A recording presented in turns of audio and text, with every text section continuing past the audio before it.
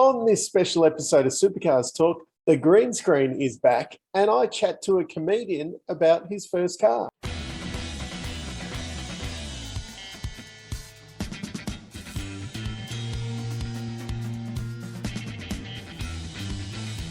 On this special episode of Supercars Talk, we're talking to a comedian, Evan Hocking. You might know him from Good Banter Podcast or some comedy shows around the place. We're here to talk about your first car. What was it, and how'd you get onto it? Simo, thanks for having us, mates. It's good to catch up. Actually, It's been a long time. It has been, mate. I think you might have come to a gig, a show I did in 2017 down in St Kilda. Yes, it was at the comedy festival. At the Hotel Barclay, yes. The rape dungeon one. That's it. It looked like it, mate. And a huge fire hazard. There was one way in and one way out. If a fire started upstairs, the 6 people in the show would have been stuffed. So that's good, mate. But no, it's good to chat about my first car. Obviously, back when I was 18, and I was sort of in a surfy phase back then. I sort of had the hair like this. You've still got it. I've still got it. I thought, while I've still got it, I'm 39 now, so 21 years later, I thought, while I've still got it, I'm not going bald. There's a few greys, but it's going all right. Yes. Then I had it obviously peroxided because yellow hair looks pretty cool. But I was in my surfy phase. So I think the first car that I actually wanted, the dream if you're a surfer is the Holden Sandman, Panny. But I thought also I was landscape gardening at the time.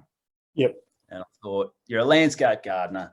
You can't have a panel van. You need a ute if you're a landscape gardener. You got to fit in with the rest of them.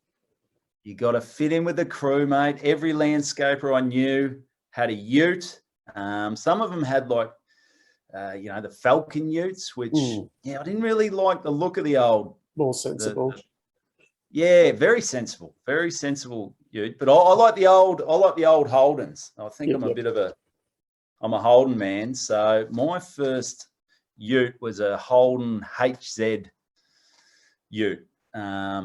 I liked because the WBs were out there as well, but I thought they looked a bit boxy.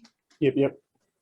Yeah, and sort of the HQs, and maybe they might have been a little bit older. But I like the double headlights on the. Oh, okay, yeah. On the HZ Holdens. Yeah, sporty. So that was my first one. But before I get into that, because I did test drive a few utes before I managed to find my first one. I remember taking a WB ute for a test drive, and it was when you just got your license, you're only really driving the first car you've had, or your mum and dad's car when you're on your L's. So finding where everything is on these other cars is a bit of a nightmare when you're test driving something. And I remember taking this WB ute for a test drive. It had the handbrake outside the driver's door. Oh, yeah. Yeah, where you pull it up, you got to push the button to get it back down. And I remember reversing out, and I thought I'd taken the handbrake off. And I reversed out, and then I sort of slowly took it out. I'm just there on my own. And I went from first into second. It sort of jumped a bit. And I'm like, oh, what's going on here? I didn't know what was going on. And I slowly took it around the block. I thought, I can hardly even get out of second here. What's wrong with it? And I take it back to the car. I'm not buying this piece of crap. But he said, oh, how'd you go? I said, oh, mate, it's a bit sluggish. I couldn't seem to get it out of second gear. And he has a look, and he goes, mate, you didn't take the bloody handbrake off, you dickhead. So that was a bit embarrassing. I actually said to him, because I felt bad. I said, mate, I'll give you $5,000 for the ute. He said, oh, well, I'm selling it for 5.5. I said, I know that, but the handbrake's rooted. Yeah. So no, I didn't buy that ute. Yep. I fell in love with a HZ ute. I managed to find one, and Dad warned me off it. He went out and checked it out and said, "Oh, mate," because he used to be a mechanic, and he sort of knows a bit about cars. He said, "Mate," he had a bit of a look at it. He goes, "Oh, I think there's a bit of rust in there. I think this is going to cause you some problems. Maybe just save your money. So I know you want to buy it. It's burning a hole in your pocket." But I'd sort of fallen in love with this ute, and because I ended up buying the ute, and because obviously I was 18, Dad was 48. I thought, what would he know? Exactly, you know more. I'd know more. I'm 18. I've had so much more life experience than him. I bought the ute, and basically for the next 3.5 years, all it did was cause me problems. That's the fun of a first car, though. And especially an old car as well. I think that's died out. I mean, a lot of people now, their first cars are, they've done 100 Ks or something. They've got all the electrics and even things like winding a window. Imagine kids these days. Yeah, it's funny when you speak to younger people and they don't know what those are on a car.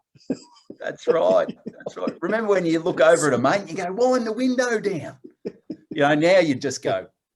Yep. Try to adjust the passenger's mirror. Yeah, that's exactly right. I'll get it. Yeah, but mate, so much fun. Yeah. So much fun. So did you do any you modifications to the car when you got it, or was it just left as is? Left as is. Like, I did love the car, but I wasn't a huge car guy, so I wasn't like, I want to put this in it, I want to put that on it. I was just pretty happy with how it was. It had like a 202 in it, which mate, it sounded like it had balls, but I don't know whether there's a hole in the muffler. Probably, broken exhaust. Yeah, a few times people said, "Oh, mate, is it a V8?" I said, "Oh, nah, it sounds like a V8." I said, "Yeah, I think the there's a hole in the muffler or something." But I just loved it. Yeah. And but I can run through some of the issues I had with it. They're the funny bits. That's exactly right. It's no fun when someone says that their car worked and that's the end of the story. Yeah. You go to turn it on and it starts. What? Yeah, that's what mature age people do. What blows my mind with cars is you can push a button and the car will start. What the hell is that? I've got one of those these days. Do you? Nice. Yeah. Nice. You don't have to sit there. So there's no... Yeah, cranking in the cold morning, no way of the key getting locked, the barrel locking or whatever, where you got to replace the barrel. So no fun at all. But one of the first things I do remember, so I bought it in probably April 2000, and I reckon maybe late in that year I started making a bit of a whirring noise, and it was just this weird noise. I thought, I haven't heard that before. So the way I decided to deal with that was to turn the radio up. It's gone. Magic. Gone. What noise? What noise? So I did that for a few months, and I remember, a mate in the car just going, turn the radio up. That noise is giving me the shits. She'll be right, mate. Maybe I should have said to Dad, mate, have a listen to this, because, he probably would have said, you're out of oil or something like that. But, you're an idiot. I told you not to buy that car. You're an idiot. Every time something's stuffed up on it, I just see it rolling around in his head. I told him not to buy that car.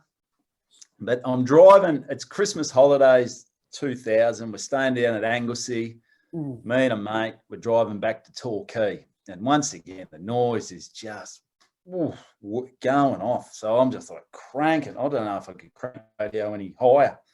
And then as I'm driving up to Torquay, it just lets out these massive bang. And I'm just, Jesus, what have I hit?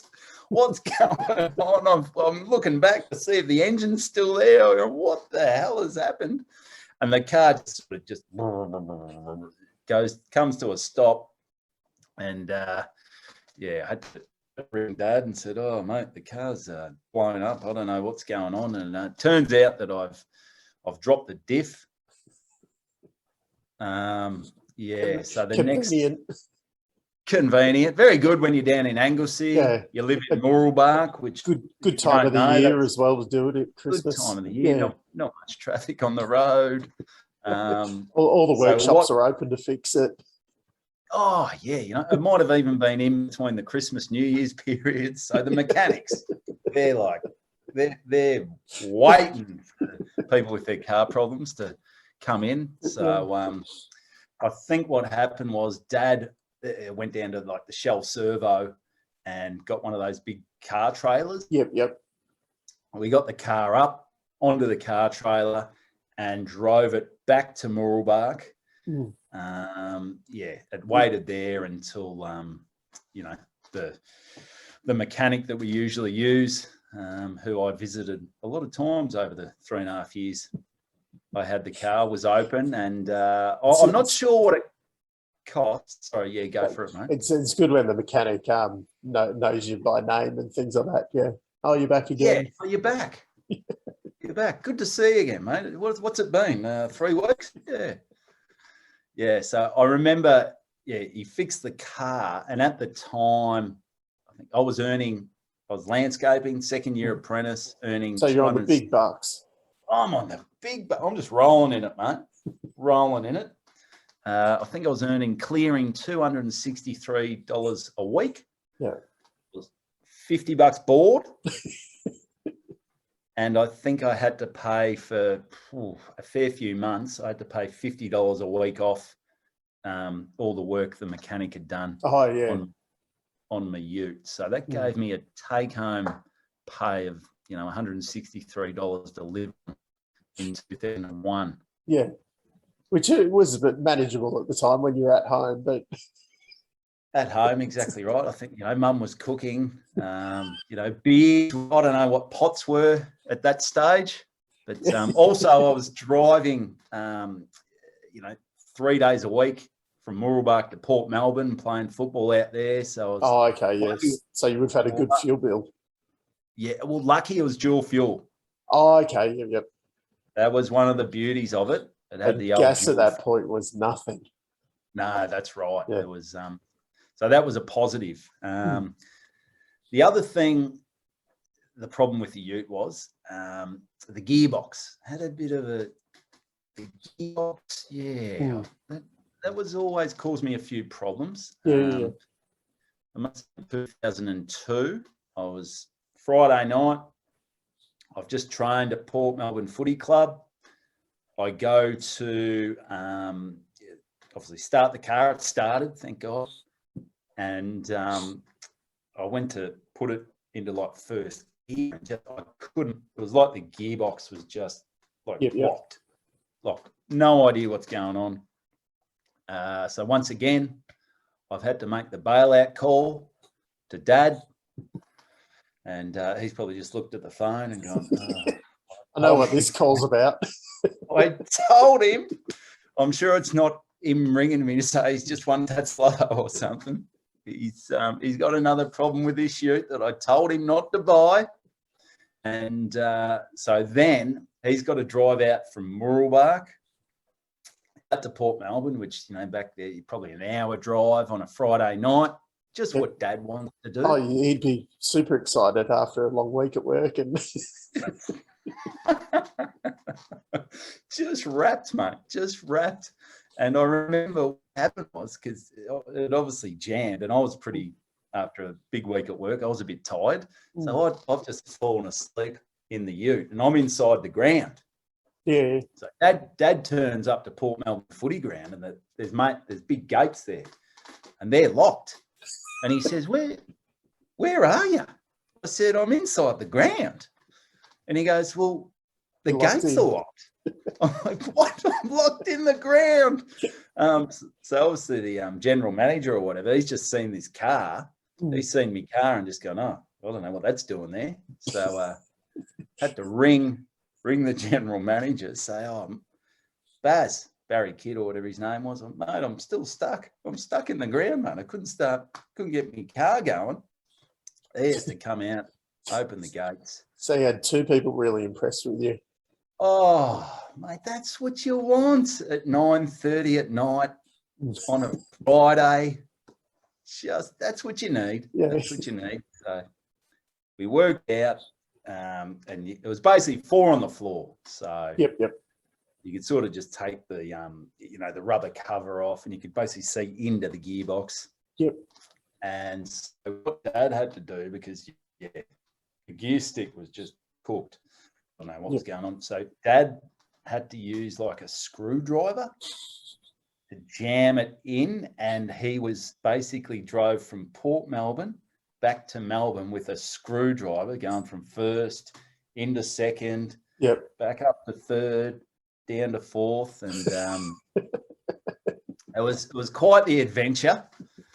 Sounds like it. So once again, though, Dad, he still reminds me of it, but he always came and bailed me out. It was lucky I had him, because it could have cost a lot in towing fees. That's exactly right, and a long way from home. But one of the other things that Dad used to do, because Dad very proud of his cars, always looks after them. Me, not so much. And the Juco on the car. Yep. So when they're just getting a bit Old. Average, and old. And one day I was driving to work, or I was driving somewhere, and I just noticed there was a patch on the bonnet that was like shiny, and like it was raining, and the water was sort of beating off this little patch. And I said to Dad, "Oh, Dad, I don't know what's wrong with the bonnet. There's like a patch. I don't know whether It's good. I spilt oil on it or something, but the water just seemed to be beading off." And he goes, yeah, I waxed that part, mate. Maybe try doing it with the rest of your car. How does that sound, buddy? Yeah, so that was... I suppose at least you noticed it. Well, I did. It looked beautiful there, and I thought something was wrong. So I think the next day I got it's supposed to look like. Yeah, that's what it's supposed to look like. So I got the hint, and I'm out there with the, buffing it up, and it actually looked bloody beautiful. It's amazing when you've got an old car that you think's a bit of a rust bucket. And you take care of it. You take care of it. So I've sort of got one more. How are we looking for time there, mate? No, we should go. Yeah, that's fine. Yeah, cool. So this is another has no limits. No, that's right. I don't want to bore your listeners, though, because I know they love you, and I think they just tune out if they don't enjoy it. They've tuned out by now. Leave me angry comments and turn it off. Just direct them my way. Yeah. Evan Hocking, comedian. Yeah. At Good Banter Podcast. At Good Banter Podcast. But so this is another gearbox story. This must have been around the 2002 period as well. At the Mooroolbark Footy Club on a Sunday night. Far from home. Wasn't it? Was about 5 kilometres. 5 kilometres. So that's definitely towing range. If anything, it's not Anglesey. You could do that with a tow rope. That's right. We could do that. So it's not Anglesey. It's not Port Melbourne. So if anything stuffs up, I think Dad actually gave me a limit. He started saying, "Mate, you can't go any more than 5 kilometres from our joint." Like the RACV. That's right. It's free if you're in a 10-kilometre radius. Yeah, that's it. So so this was a Sunday night, Mooroolbark Football Club, and once again, dramas with the gearbox. The gear, I didn't have the screwdriver in there or anything. The gearbox was back intact, and it's just jammed in reverse. Cannot, for the life of me, get it out of reverse. Yep. So luckily, Dad was at the footy club at that stage, and I just had to go, "Hey, Dad, check out this, mate." Saved a phone call. Over. Yeah, saved a phone call. Yeah. It was brilliant. Bonus. He didn't have to. Yep. So he comes over and once again, just ringing in his head, told him not to buy this. Told him not to buy it. Jammed in reverse. He mucks around with it. Can't get it out of reverse. So, all right. You don't want to leave it at the Mooroolbark Footy Club. It's a rough part of Mooroolbark, mate. So we thought, oh, what's going to be left on this in the morning if we don't get it home? So Dad bites the bullet and says, I'm going to have to reverse this home. That would have been a long drive home. It was a long drive, but obviously you can't take it down like Bryce Avenue. The main road. And Manchester Road in Mooroolbark, for anyone who's been down there. You know, imagine someone just reversing over the railway line. You can't do that. So we've had to go all these back roads and basically sort of... At 10 k's an hour. At about 10 k's an hour. And I remember when it's reversing, it just makes this sort of noise. Great. Sounds great. So I can't remember whether Mum and all us in the car were in front or maybe behind. I think we may have been in front, just sort of making It's hard sure to tell when one car's in reverse. Well, that's it. It fooled us a lot of times, actually. Go, Dad's going the wrong way. Go, oh, no, that's right. The car's in reverse. So Dad, and, you know, I still feel bad about him having to reverse the car. I probably should have taken the trailer off first.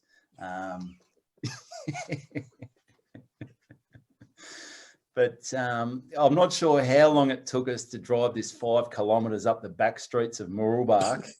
But he's made it home. And I remember as he was about to reverse it up the drive, it might have been me or Mum or someone go, oh, yeah, no, just left hand down, left hand down. I remember him just yelling out the window. He goes, I've reversed it 5 kilometres home. I think I've got it by now, all right? Yeah, so that was another time where he bailed me out, and eventually it all came to an end in probably November 2003. Okay. Dad said to me that a little bit of rust coming through. Yep. And he'd been telling me for months to just go get, it was just under the passenger door trim. Yep. Rusting through there. He said, mate, just go get a metal guard, you know, just so, yep, you know, if they look through it, they won't see the rust. And obviously, once again, 18, him being 48, nah, what are you talking about? What does he know? I think even I was 21 at the time there, so. You know even more by then. Geez, I was so worldly at 21. These last 3 years, it just, I've learned so much. I've really grown. But, so I was driving one day, November 2003, and got the old Breatho, Blue Zero, which I was proud of that. Well done. That was good. Thanks, mate. Thanks. Because I had lost my licence earlier that year. Not for drink driving. I'd lost all my points. Oh, okay. Yeah. I had a bit of a lead foot.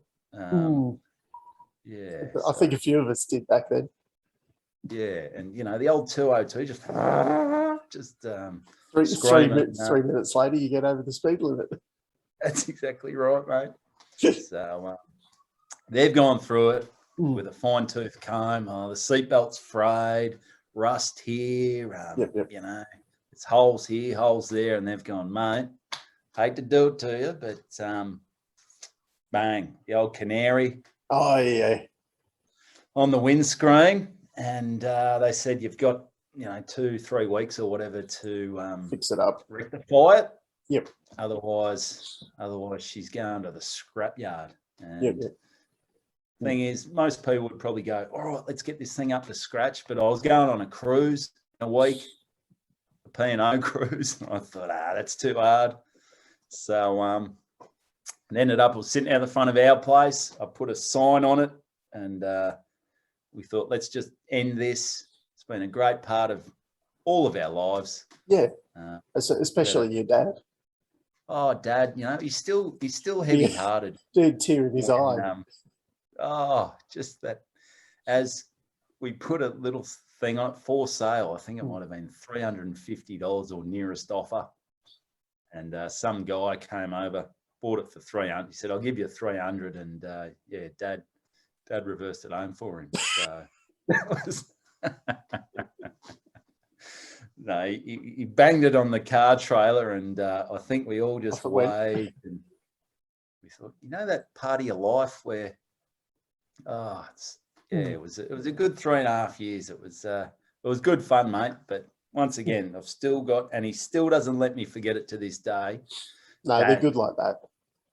Oh, mate, they've got long memories. Can't wait till he gets dementia and he can finally. They never forget all the good things you did.